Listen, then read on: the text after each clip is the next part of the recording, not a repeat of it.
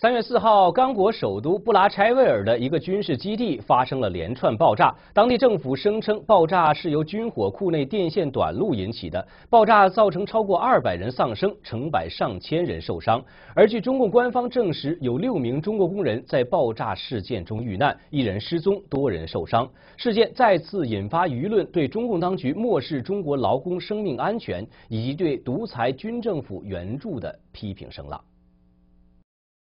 爆炸威力巨大，把房屋夷为平地，惊慌失措的民众纷纷跑到街上，连邻近几公里的刚果首都金沙萨都有房屋、窗户和房顶被毁。中共喉舌新华社报道说，爆炸发生时，北京建工集团约140名工人正在附近工地施工，修建200套军队住宅。中国的这个世界上那个劳工劳务啊，对安全问题啊，也是迫在眉睫。这个利益集团呢，只是把中国的这个劳工啊，作为一个榨取这个血汗的那么一个工具。接着，劳工啊死啊、被失踪啊、被伤啊，在赔偿各方面都远远低于国际的惯例。所以中国人的命啊，在一些公权力集团的眼里根本就不值钱，弄死一个老百姓，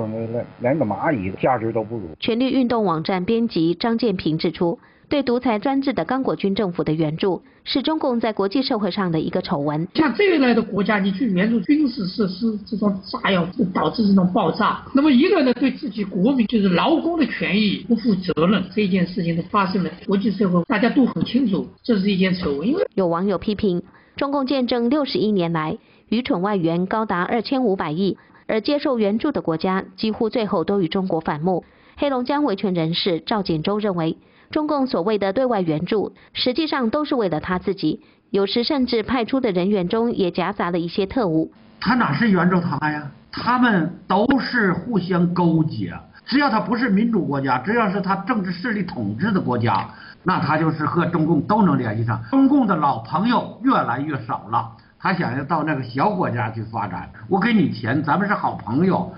我拿中国人民的钱，我把江山做稳了。美国守护者同盟主席卞和祥则批评，中共对劳工没有保障的恶名来之已久，在海外都是由工会提出来保障工人安全的，而中国工人没有独立的工人工会，那些官方名义上的工会都是党组织的分支机构，不可能提工人福利的事情。工人这样2项基本的这个原则，罢工权跟工会成立权都没有，其他的一切的附属的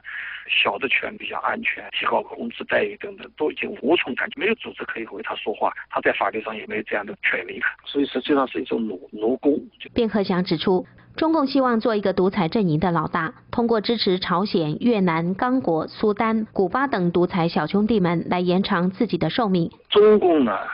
他最喜欢交的朋友呢，就是独裁的这个政府，他就是延长